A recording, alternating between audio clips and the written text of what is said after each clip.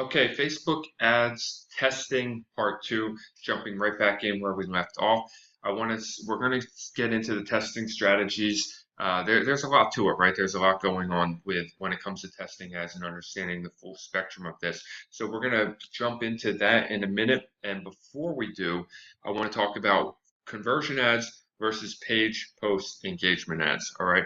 Now, this is set at the campaign objective level. All right, so when you're here, here's what I'm talking about. There's the engagement campaign and there's a conversion campaign. Okay, and there's always like some question about which ones you should use and how to use them.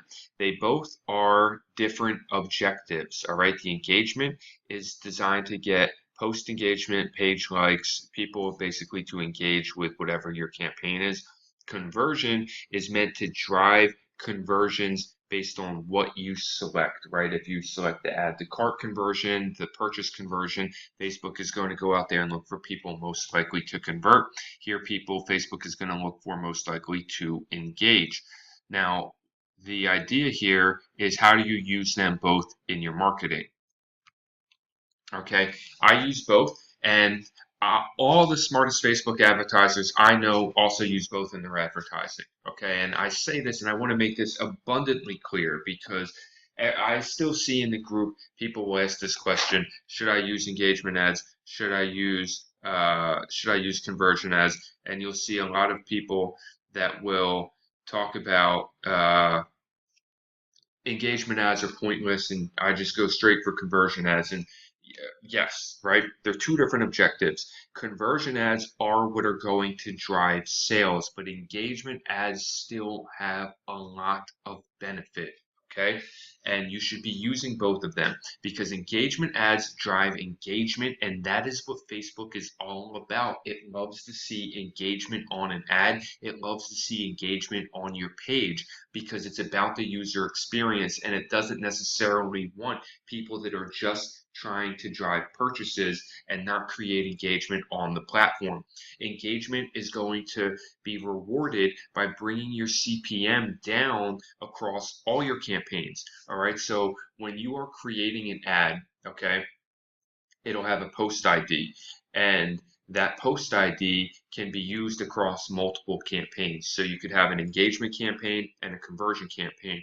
So if you're running an engagement campaign and a conversion campaign to the same post ID, your engagement campaign is going to naturally bring down the cost of your conversion campaign at the same time because that engagement is on the post ID. And the higher the engagement, the lower the cost per impressions. All right.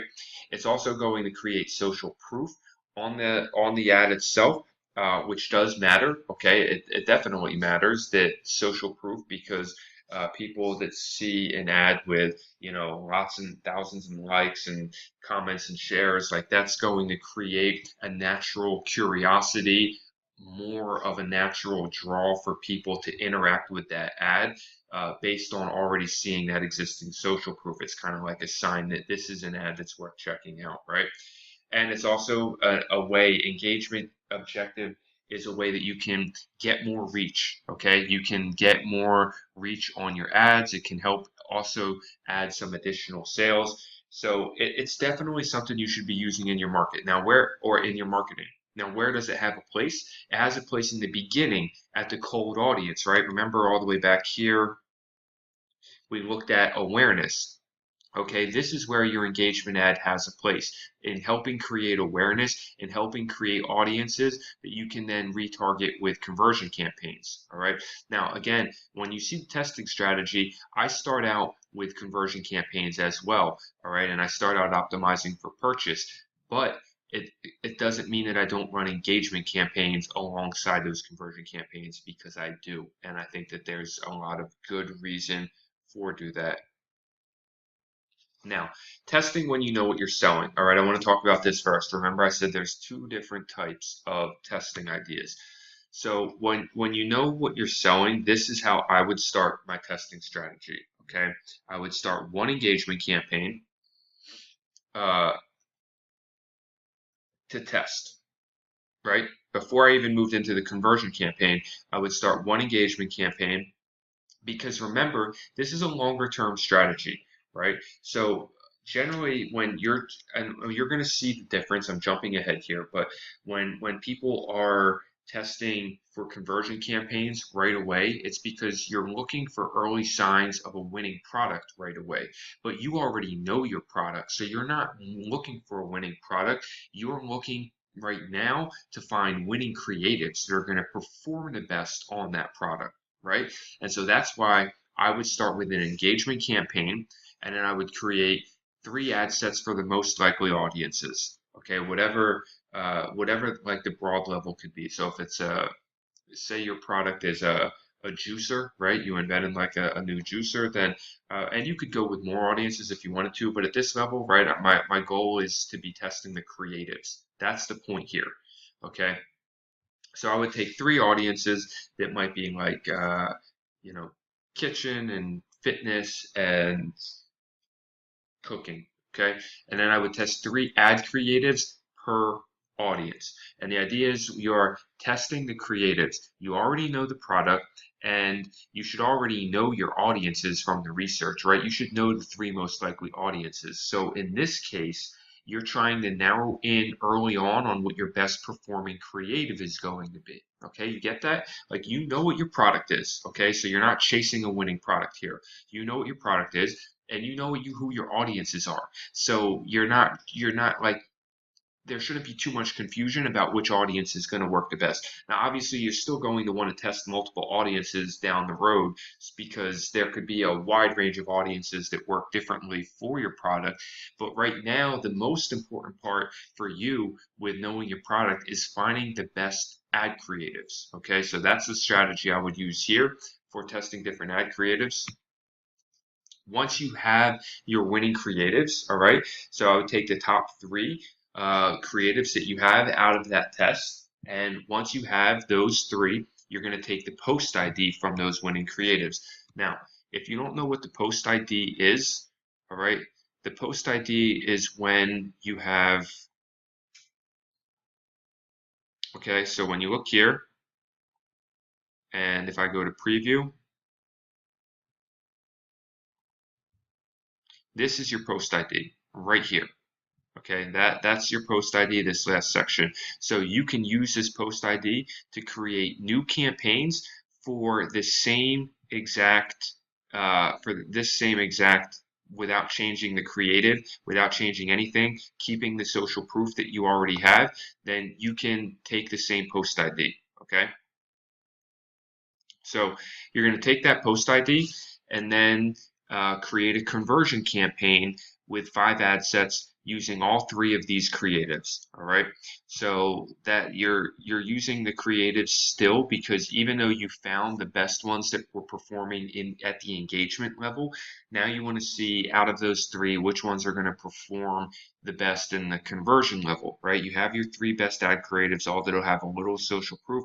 Now you're testing them in a conversion campaign to see which performs best. Optimized for purchase using 7-day click or 1-day view, which is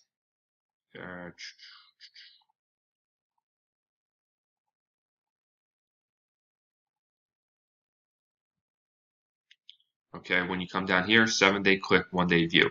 That's what I use to start because in the beginning, when you're testing on a smaller budget, this means right here is that your conversion window, okay, Facebook explains it very clearly. It's the amount of time it typically takes someone to complete a valuable action after clicking or viewing your ad. We use this data to in this time frame to optimize for delivery. For example, if your conversion window is 1 day, we'll optimize by using data from conversions that occur within 1 day of somebody. So I like to pick 7-day in the beginning because I want to give Facebook the full data. I know that I'm going to be testing over a period of a few days, so I want Facebook to look at that data and use all of that data to optimize the performance of the delivery. Okay. So I do 7-day click, 1-day view, optimizing for purchase. All right. Now, again, I'm using conservative. You could create more ad sets, right? Because eventually you are when you get into the scaling. But at this point, you're still testing, okay, and testing to see what's going to work best within the conversion level, okay. So now the winning creative from each ad set again, because remember what you're doing here, you're testing 5 ad sets using all 3 creatives within each, and this is just small testing level. Okay, it's not a very big budget. You could set this budget higher. Of course, I'm always going to assume that people coming into Facebook advertising are coming in with a modest testing budget, modest marketing budget, because most people like to start small and work their way up. So you're taking 5 ad sets and using 3 ad creatives in each one of those ad sets. Now you can take the winning creative from each ad set, because you've tested these within your audiences, and Facebook should be, after a few days, right? After spending like 10, not 10, I'm sorry, after spending like $20 to $30 on each ad set, you're going to see which creative is being favored by Facebook. Okay, so when you go into this level here, at the ad level, okay, so campaign, ad set, ad, when you're in this level and you have your multiple creatives here, 1, 2, 3, you're going to see whichever one is getting favored, okay, and it may not even be purchases yet because you're still in the testing phase, right, and you're really just testing to figure out which one is performing the best, but you'll see here based on whichever one has a combination of like the lowest cost per impressions, it's getting the best click-through rate, it's getting the best clicks, and mostly it'll be spending the most money, right? Like, because you're testing on the same $10 budget for the same 3 ad creatives, Facebook is going to start spending more money on one of those. One of those ad creatives is going to become favored by Facebook, and that's where the bulk of the money is going to go. That's generally going to be the best performer most of the time, right? So you've tested all of them. You should have identified a clear winning creative in each one of them. So you're slowly using your audience and an intentional process to identify what is working best for your product. Now, once you have a winning creative for each audience, you can turn off the other ads that aren't working, or not that aren't working, but that aren't working as well. And then you can start to put more money into that ad set to test, or I'm sorry, not to test, to start scaling up the one that is working already. Okay. And it's important to remember that you may not have sales at this point, especially if it's your own product and you're introducing something new to the market. You may not have sales yet, right? So that doesn't mean that you don't want to start putting more money in, because sometimes you're going to have to spend more money for Facebook to really start to get optimized and start finding those purchases. And that's why the testing strategy is different, and why here we spend so much more time in the beginning trying to narrow in on the best performing creative matched with the audience. Okay, best performing creative matched to each audience, that you can then start pushing more money in to start spending more. Okay, so let me just make sure we finished up here. Okay, now moving on. All right, here is a basic breakdown of audience segmentation, and this is just giving you an idea of the different types of audiences that you can test. Okay, each ad set. So I like to separate my ad sets based on a common denominator for each ad set. So generally what I'll do is I'll start by looking at the broad interests. Okay, so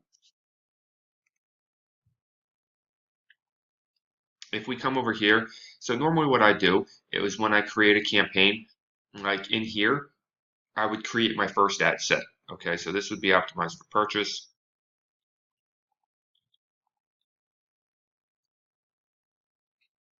I have my targeting here based on whatever it is. And then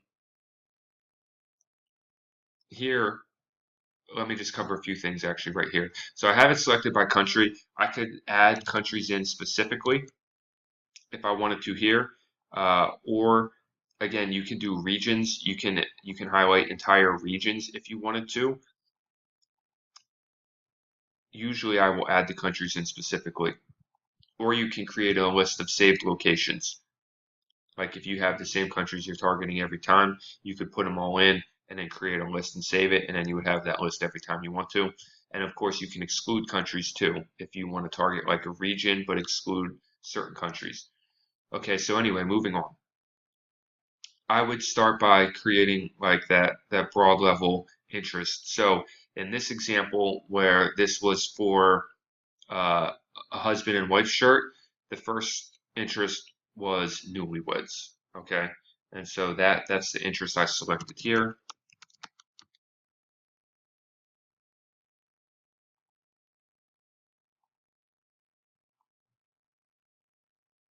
That's a small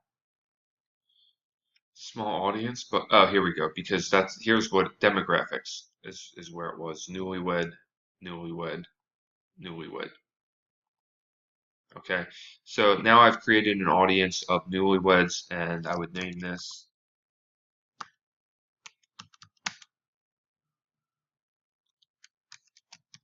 right, so I identify what that ad set is, and I'd probably add the country in there as well, newlyweds 18 plus US, and I would go through and create that. Now, edit placements. This is where you can choose your placements. Okay, generally, uh, when I test, I like to test mobile only. This is my preference. Okay, you could test mobile and desktop if you want to.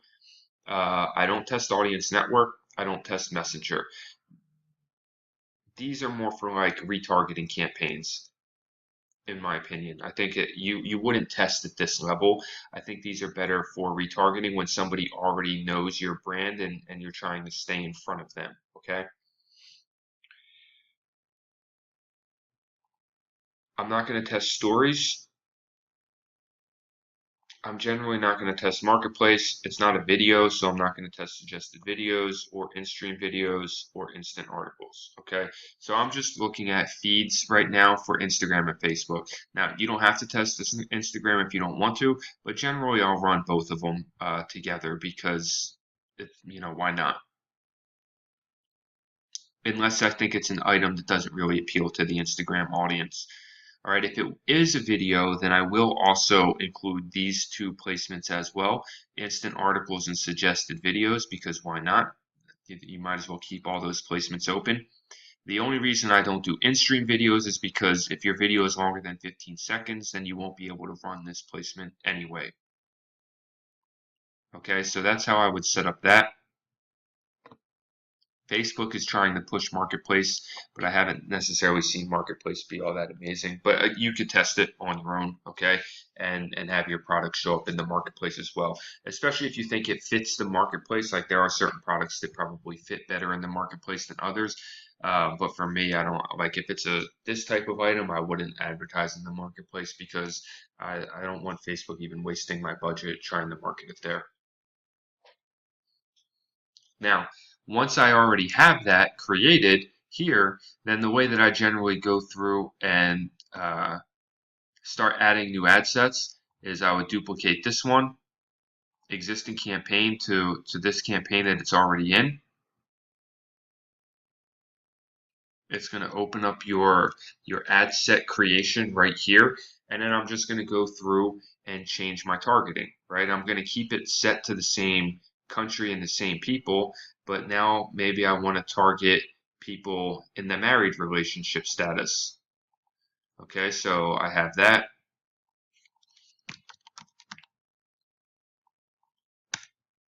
Okay, and then I would publish, which I'm not going to do right now, but I would publish. All right, so I'm generally, and I'm going to work through broad interests first. Okay, so I have all of these, but it doesn't necessarily mean I'm always going to use all of these. These are just different categories of how I find interests. Okay, magazines can work well, proven buyer. Magazines can also be like TV shows.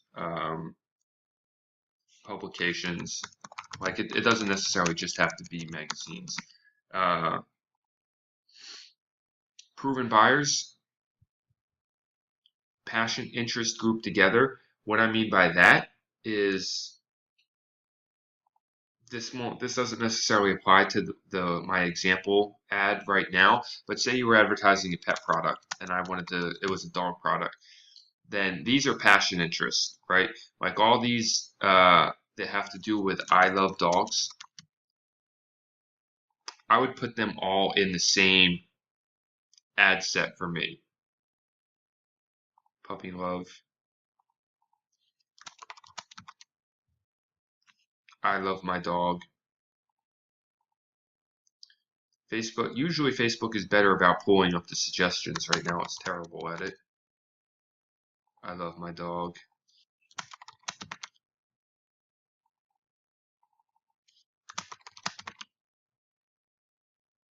I love cute dogs.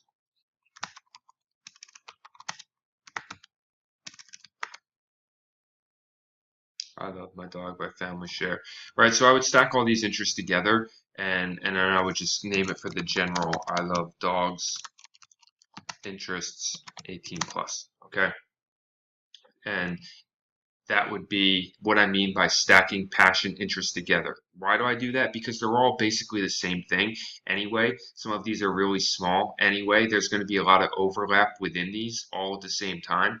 So they're all basically very, very closely in alignment with each other. I don't feel the need to break these out into different ones because generally I want my audience to be more broad, right? I want these audiences potential reach in each ad set to be a few million people at least. Okay, like keywords or different interests is the same thing. It's kind of like what I was just doing right there. So you could start with a keyword, and if there's like dog grooming and dog groomer, then I would put those together. Dog walker and dog walking. You know, herding dog. No, I'm sorry, not that, but that's what I mean. If there's like keywords that do work on the same level, then I would put them in together into one ad set and just name the ad set for that keyword. And then again, mostly look at proven buyers. Anytime you can have a proven buyers type brand, like say for uh, like I could come and what's a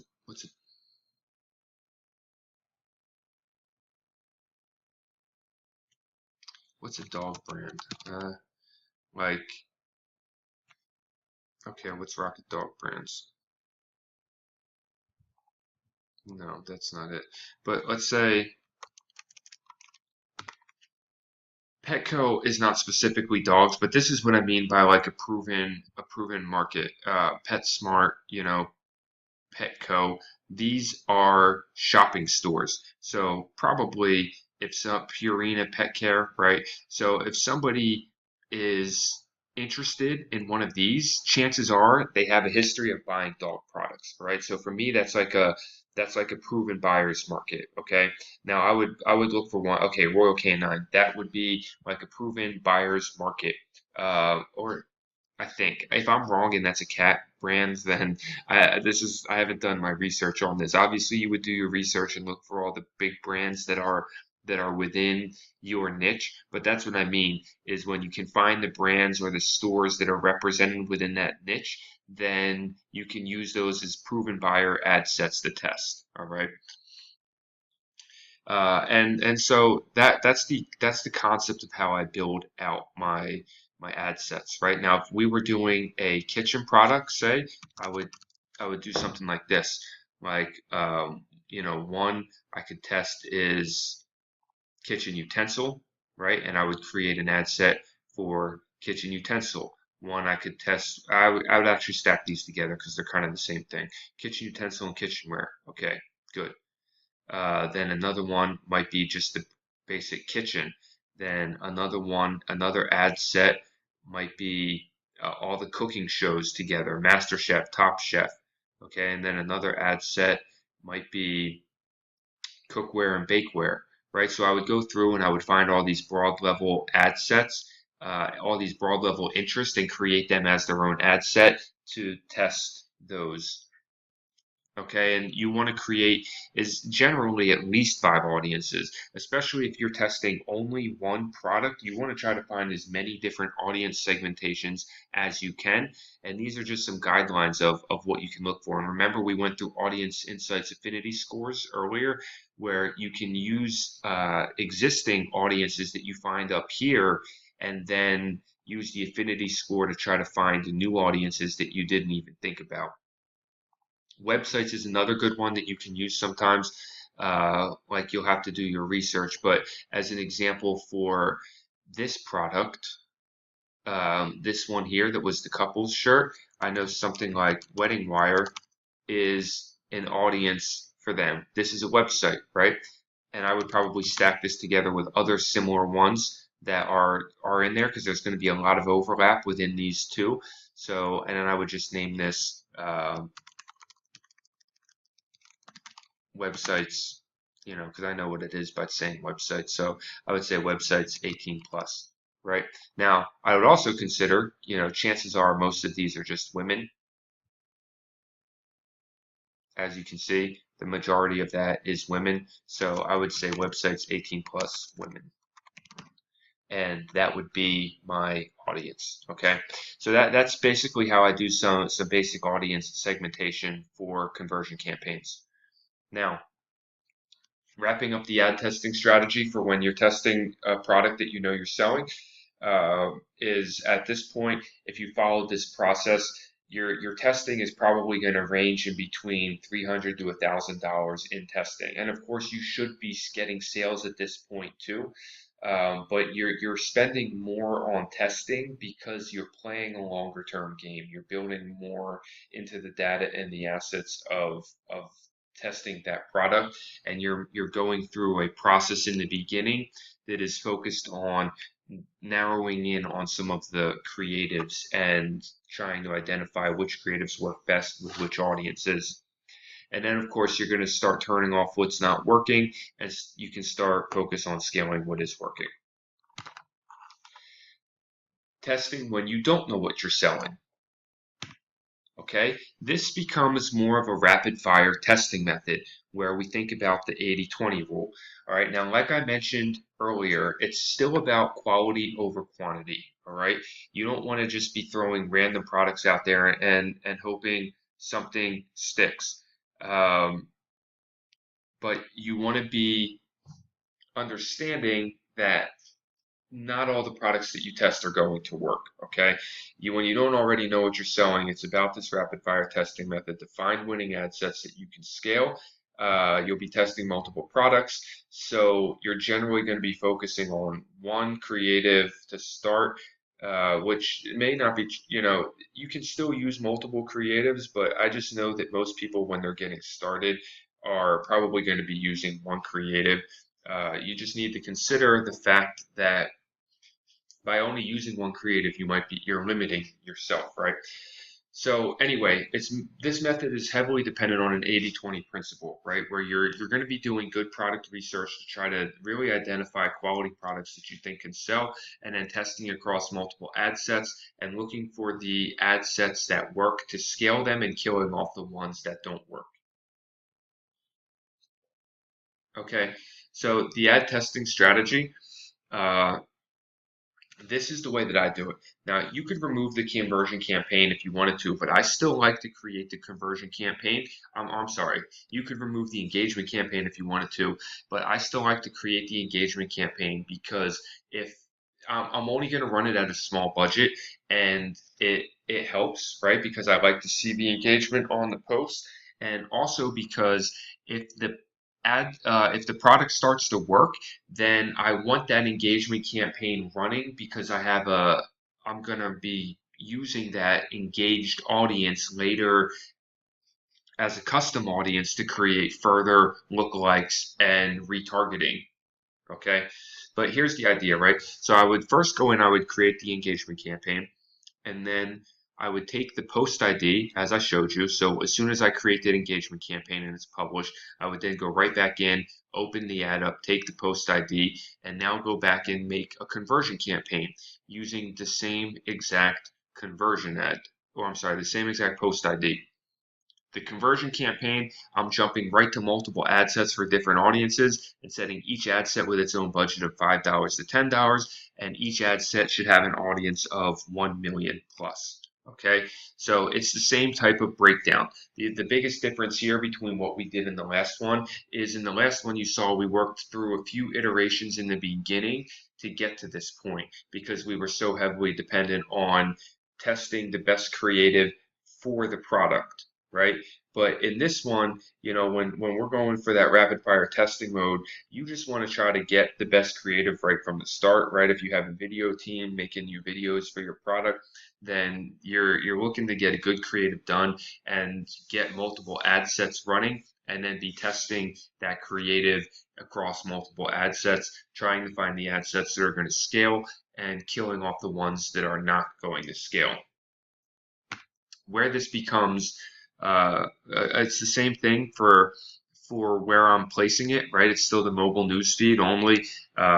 You could test auto placements, but I know some people that are testing auto placements because they say it gives Facebook the ability to do its thing and go through the full optimization. But in my experience, your traffic is 90% always coming from mobile anyway, right? I don't start targeting desktop until I get into retargeting or scaling because in the beginning I'm just trying to find out what is working, and I know that 90% of the traffic is happening on mobile, so that's my best indication anyway of what's working within my campaigns. Uh, Lowest cost, no bid cap. So like like we looked at there, I don't know why something went wrong there, but anyway, like we looked at there or here, I mean, right? That's here. So this basically you're just keeping it set like this. It's set for the lowest cost, no bid cap. So the only way you would have a bid cap is if you click show more controls here and you set a bid cap. All right. And testing multiple ads within the same ad set to find which one performs best, right? Like you can still do that at this level if you want to. But the quickest method is just getting your ad creative out there across multiple ad sets and seeing what works.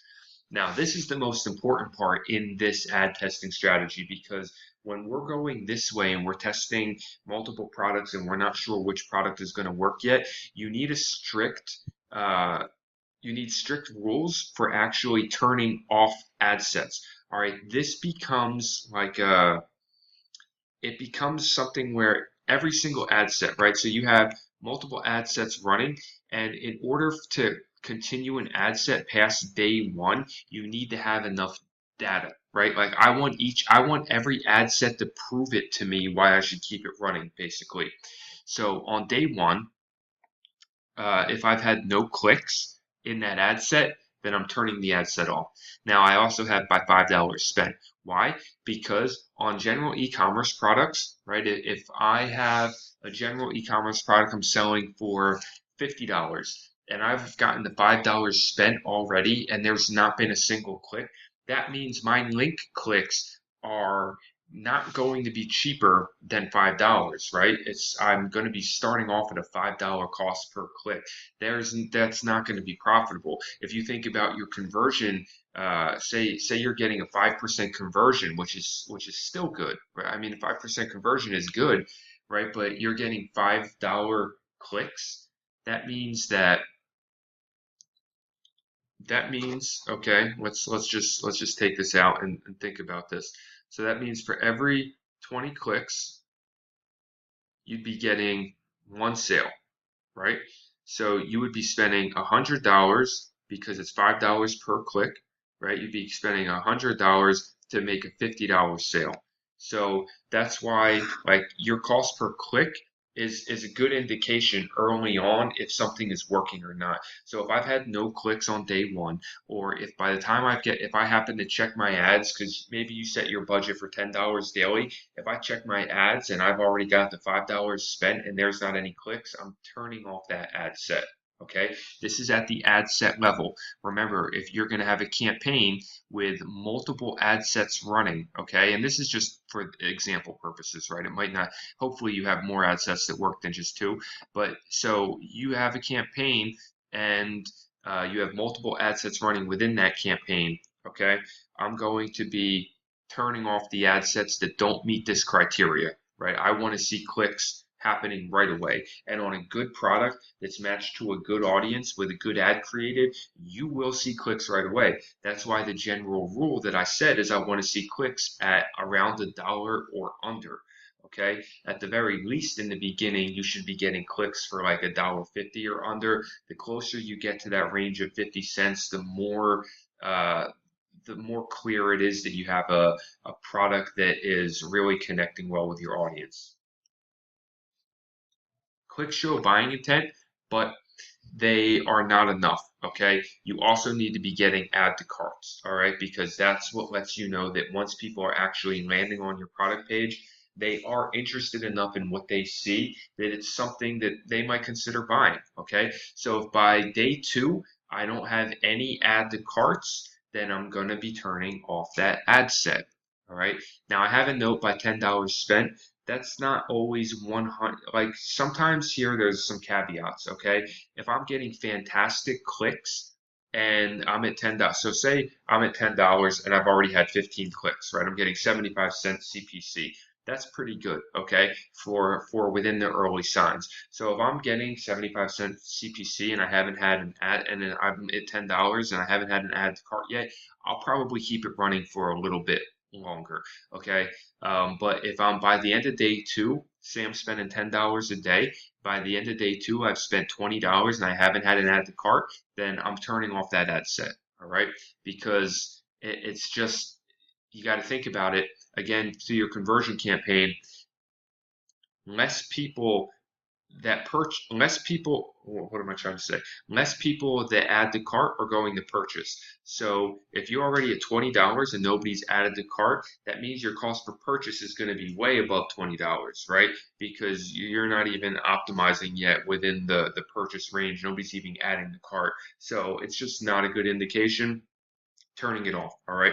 Now I have an asterisk there because if you're getting a lot of clicks and you're not getting added to carts, then it's possible you want to look at your product page and determine why are you not getting added to carts. Like say across all your ad sets that you're running, you're getting really good clicks. You're getting 50 cents CPC, 75 cents CPC across all your ad sets. You've been running for a day, 2 days now, and you've spent, like $100 in testing, and you're getting great clicks. You've got like 50 clicks to your site, but not any add to carts. Then there's probably something wrong with your product page. Okay, so remember, if your funnel's broken, then it doesn't matter all the traffic in the world. So keep that in mind. Now, by day 3, if I haven't had any purchases, or by the time I get to the product margin, then killing the ad set. Okay, so by day 3, all right, I'm talking about testing on a $10 spend here, okay? So if by day 3 I've spent $30, right? That's what we're looking at here at $30 on that ad set. If by day 3 I've gotten to $30 in spend and I haven't had a purchase, then I'm killing the ad set. Now the other way to look at that is if I got to the product margin, because sometimes your product margin happens before you reach there. So if I have a $20 product margin and I get to $20 on that ad set, then I'm going to be turning that ad set off unless the only way I would not turn it off and let it keep running is if I'm getting clicks and add to carts, right? Like there's got to be a really good indication that I should keep that ad set running in order for me to do that, okay? So you won't always necessarily get purchases right away, but generally on winning products, you're going to see purchases within the first $20, okay? For general e-commerce products that are in, like I said, that sweet spot range of 20 to 80, 20 to $90, generally in that first $20, you will see purchases already, okay, on a winning product. So if I'm getting to that point where I've reached my margin or I've reached $30 and I don't have a purchase yet, the only way I'm keeping it running is if I have fantastic clicks, fantastic click-through rate, lots of add to carts happening that are giving me signs and indications that purchases should be coming because the funnel is working all the way up to the add to cart. Even better yet, you're seeing initiate checkouts happening in your results as well. Because remember, in here, it's gone. See if I can reload. Um, Within here, you can see the results that are happening all across the funnel. So even though that's not the one I meant, hold on. So even though I am uh, right? So even though here I'm optimizing for purchase, I can see results that are happening all across the funnel. So I can see when checkouts have been initiated as well. So that's even better, right? If I'm, I would definitely want to see an initiate checkout. If I am running my ads and I'm at the product margin. Okay, this is a $20 margin I have, so that's what I know my target cost per acquisition is. Remember, we talked about target customer acquisition cost. So if I've reached my target acquisition cost and I haven't got a purchase yet, well, the only way I'm going to keep that running is if I'm seeing add to carts and initiate checkouts, because then I know maybe purchases are coming, right? Because it is possible that, say, I've spent $20 and I haven't had a purchase, but then I get to $22, I've had one purchase, I get to $25, I've had two purchases. Now my cost per purchase is $12.50, right? Because Facebook is starting to optimize and get me purchases. So again, though, the only way that's going to be something that I keep running is if I have really good evidence of that coming. And also, again, if all of your ad sets you're getting lots of great clicks and add to carts, but you're not getting purchases, then again, look at your funnel to see if it's broken. Now, a few testing tips, okay? If your campaigns aren't spending, here's a process that you can walk through. Number one, try raising the budget for auto bid.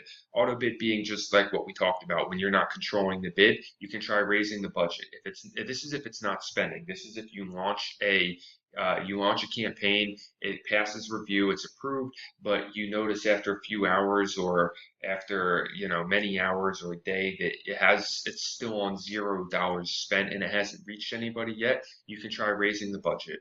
For manual bid, you can try increasing both the bid and the budget, which would be your bid cap, right? That means you can increase your bid cap and you can increase your budget. You can try duplicating the ad set to a new ad set, turning off the original one.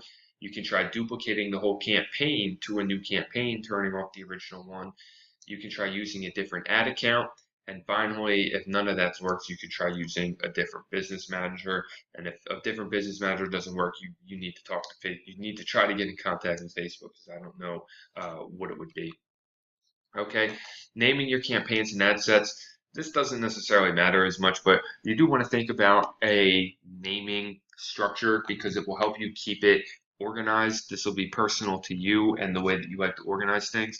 At the campaign level, I like to include the product, the objective, and the region that if it's a if it's a if it's an ad account in which I test multiple regions, then I'll include it at the campaign level. If it's not, then I won't include that. It would just be rose bear conversions.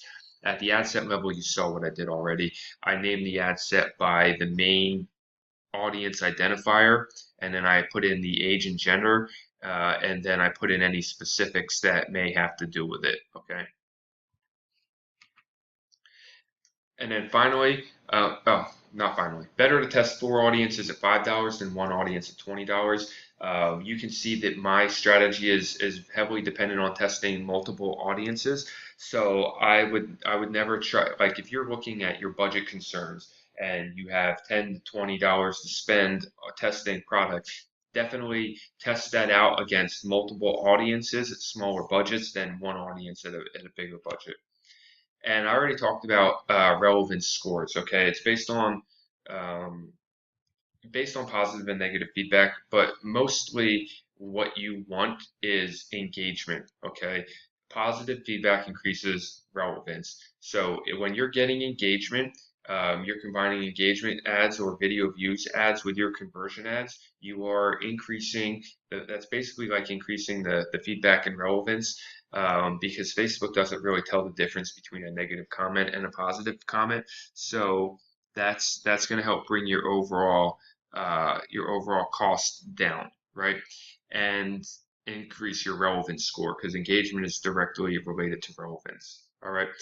Too much negative feedback can increase your CPM and can eventually get your account flagged, banned, whatever. That's like when people are clicking X outs on your ads, right? Like if you run an ad and somebody clicks the little X in the top right and says, don't want to see this because repetitive or irrelevant or whatever. And especially if they report it as a scam, you know, that kind of stuff can hurt your feedback score, and then hurts your relevance, and then can hurt your reach on and your spend. All right, so that's everything on the ad testing part 2, and in the next video we're going to wrap it up and look at some scaling strategies. See you in the next video.